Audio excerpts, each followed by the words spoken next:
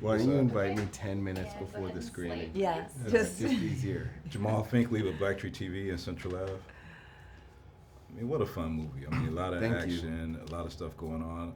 You playing an ex-soldier. I mean, there's a lot of people that's going through PTSD and all type of stuff. Without a doubt. See them. How did you get into that character in particular and just try to bring out his elements and his hidden pain or his, you know? Yeah, I mean, they grew up with nothing, you know, with Stefan's character as well. And I had served with his brother overseas and lost his brother in the fight, and then came back and kind of took him under his wing, and that's where that relationship is kind of rooted in.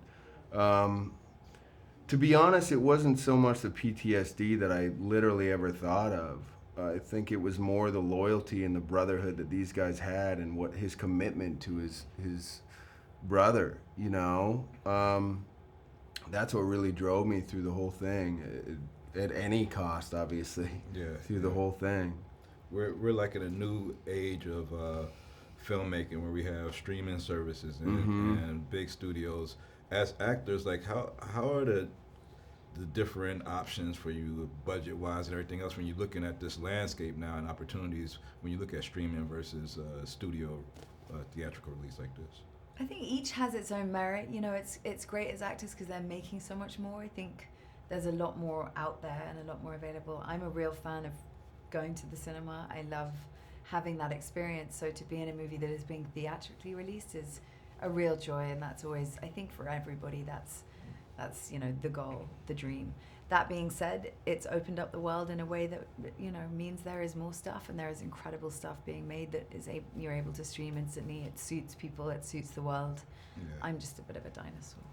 Well, and following up on that, there's been this insurgence of women, powerful roles, and different roles for women. Do you think that these more options, more bandwidths, or whatever is going to allow for more of those parts to be cast and developed? Yeah, I mean, I hope that it's not as a result of more options and bandwidth, but it's a result of the fact that women represent over half the population and deserve to be represented in film, irrespective of how much content there is available. I think people want to see movies with women in them and hear women's stories, and the focus in Hollywood is really shifting. Yeah.